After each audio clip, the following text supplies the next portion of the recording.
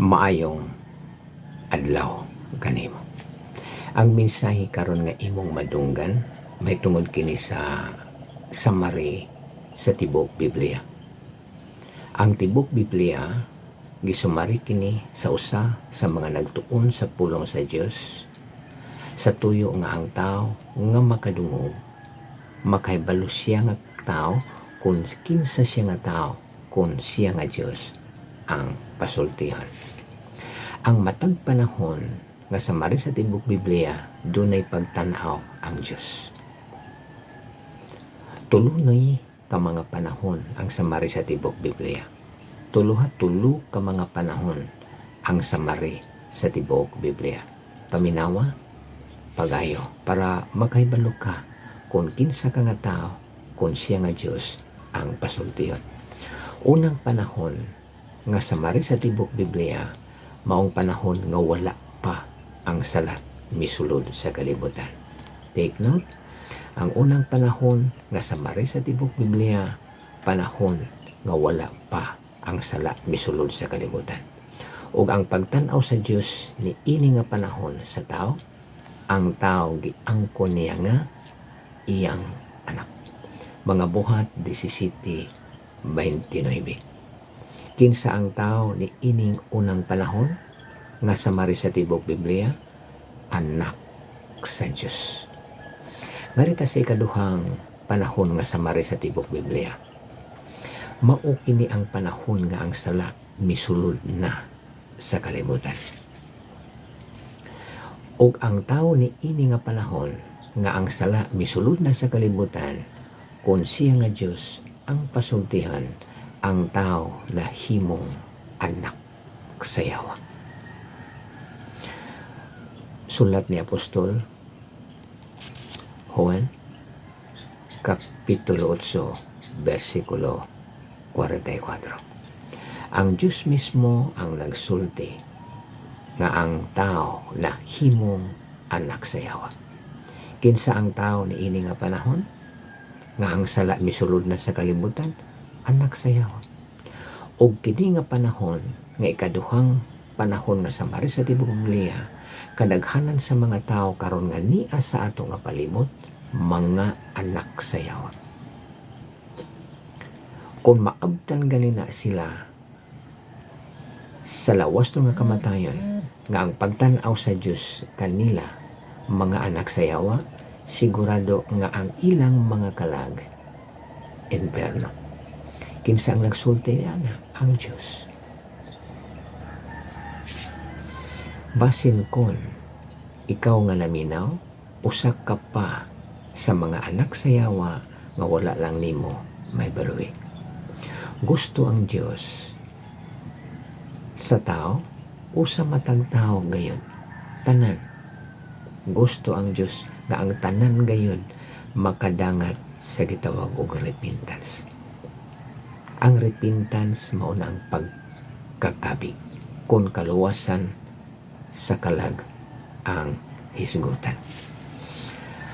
Ang ikatulong panahon nga samari sa tibuok Biblia mao ang born again to eternity future.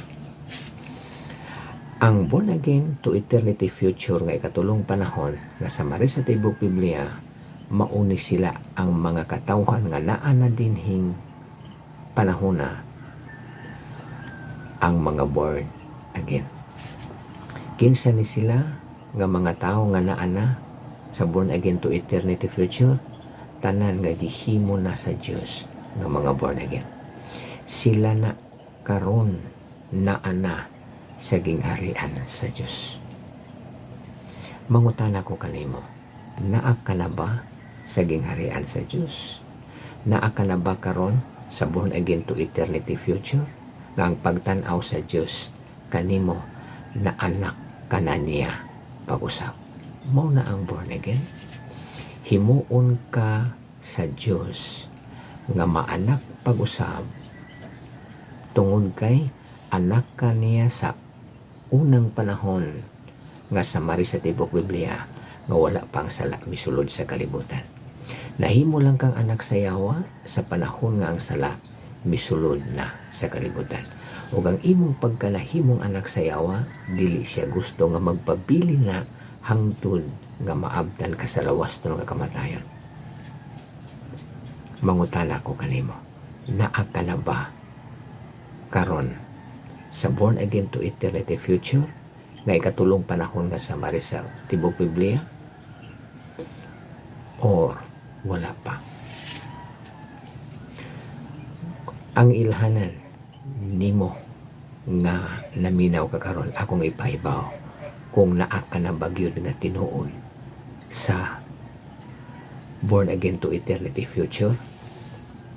Mao kini, naabay panahon nga nakaistorya nimo si Ginoong Jesucristo nga nidawat ka sa iyaha ingon nga imong Ginoo og maluluwa sa imo nga kinabuhi, nakapasulod ka kaniya sa imo nga kinabuhi.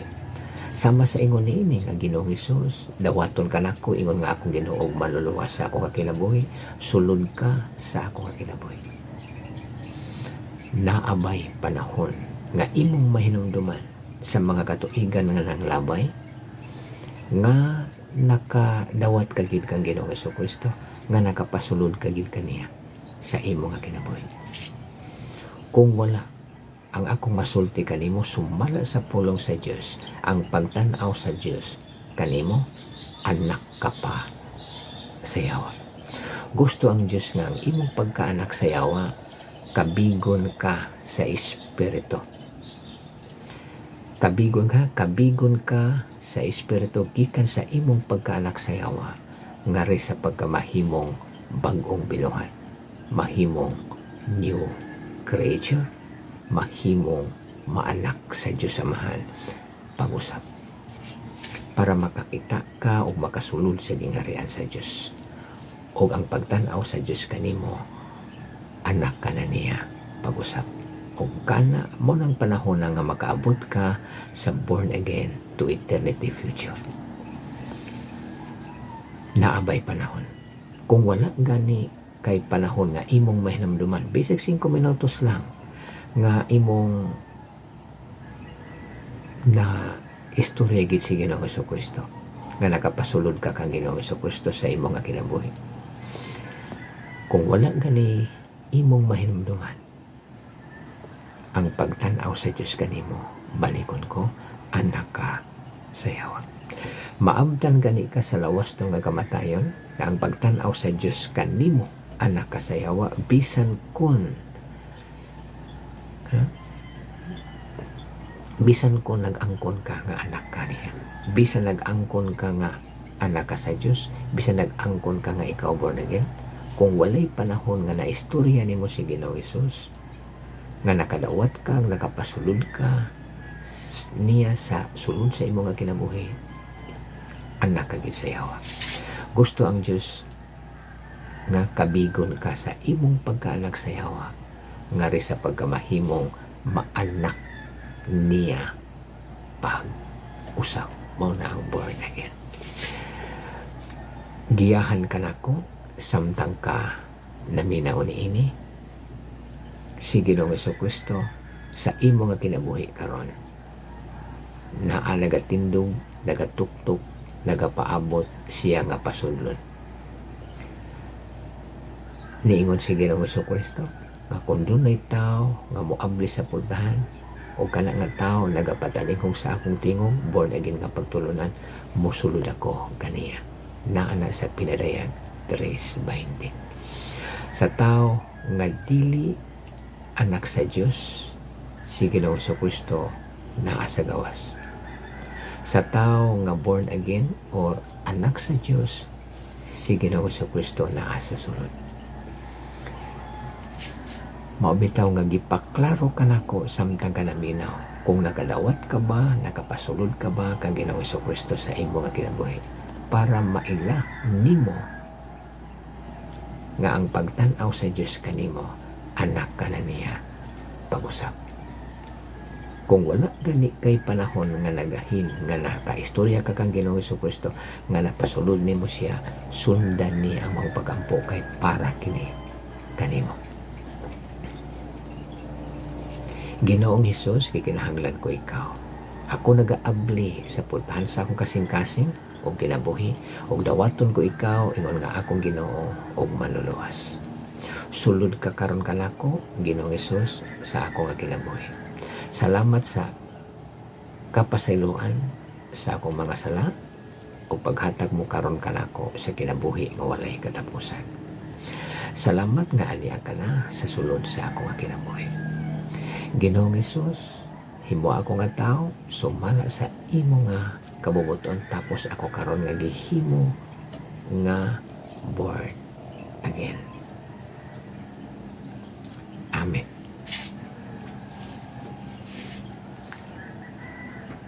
Kung karon ka nakasunod sa maong pag-ampo sa pagdawat kang Ginoong Hesukristo, pagpasulod kang Ginoong Hesukristo, di man ikini nga pitsa og tuig kay mao kini ang gitawag og espirituhanon nimong pagkahimugso diha sa Dios. Ang pagtan-aw sa Dios kanimo, anak ka na niya. Pag-usap, born again ka na ug karon naa ka na sa gingharian sa Dios. Kinsa nagsulti? Ang Dios. Kinsa gisultihan? Ang tao nga gihimo sa Dios nga born again. Sa unang panahon nga sa mari sa tibok Biblia, kinsa gani ka nga tao? Anak ka sa Dios. Una, ang unang panahon nga sa mari sa tibok Biblia, ikaw nga tao, anak ka sa Dios. Ikaduhang panahon nga sa mari sa tibok Biblia, ikaw nga tao na himong anak sa Yawa. O ang imong pagkalahimong anak sa Yawa, karon kung nasunod nimo to ang maong pag-ampo, nakapasulod ka, nakadawat ka kang Ginoong Hesukristo nga giiyahan ka nako, ang gihimo sa Balang Espiritu sa imuha, ang imong pagkaanak sa Yawa nawagtang tungod kay gihimo ka sa Dios nga born again, new creature. Ikaduhang Korinto 5:17 naghisgot ang pulong sa Dios nga ang daan nimo nga pagkatao, ang daan nimo nga nakita sa Dios sa imo nga kinabuhi, ang imong pagkamakasasala, ang imong pagkaanak sa Yawa na passed away. Mao na dihang old things are passed away.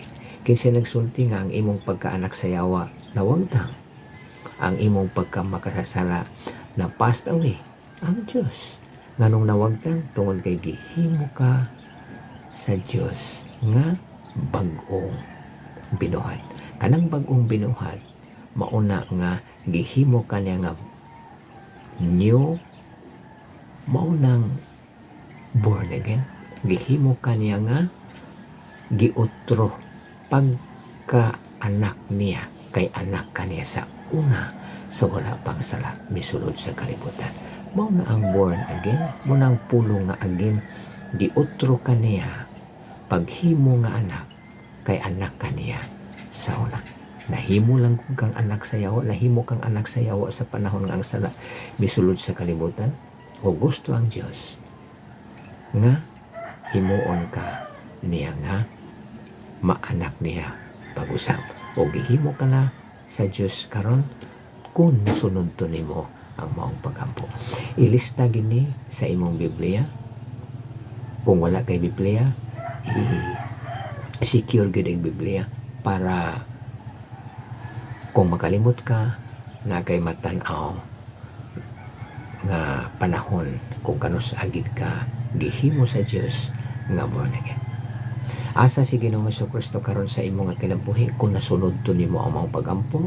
Si Ginoong Hesukristo nagingon, I will come in to Him.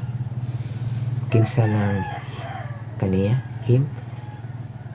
Ikaw na nga nagdawat kang Ginoong Hesukristo. Si Ginoong Hesukristo nisulod sa tao nga nidawat og nipasulod sa iya. Kung kadto nga pag-ampo gisunod nimo, nakapasulod ka kang Ginoong Hesukristo nga ako'y nagiya diha nimo, si Ginoong Hesukristo naa na sa sulod sa imo nga kinabuhi. Ug gihatagan ka na sa Dios sa kinabuhi nga walay katapusan ug naa ka na karon sa born again to eternity future. Ug ang imong pagkaalak sa yawa, ug ang imong pagkamakasasala, never na nang mobalik. Nga naman, past, away na. Never na nang mobalik. Past, away na. Balik-balik ka lang sa pagpaminaw ang samari sa timbok Biblia para makabisado nimo pag-ayo sa tuyo sab nga kung nasulod to nimo ang maong pag-ampo, ang gihimo sa Dios kanimo nga gihimo kaniya nga na born again, i-share usab ngadto sa mahal nimo sa kinabuhi nga wala pa nahimo sa Dios nga mga born. Agin kay ang pwedeng makahimo sa tao nga anak sa yawa nga ri sa pagkamahimong maborn again ang balahan nga espiritu ra. Igo ra kong lagiya kanimo nga nakalawat ka, nakapasulod ka kang Ginoong Jesucristo. Si Ginoong Jesucristo mismo ang nagsulti nga mosulod siya sa tao nga mapasulod siya. Nagiya lang ko kanimo gayon ni kalimti nga pizza kay mao ni ang imong espiritu hanong nga pagkatao diha sa Ginoo. O ang imong mga mahal sa kinabuhi, balikon ko nga dili pa mga born again,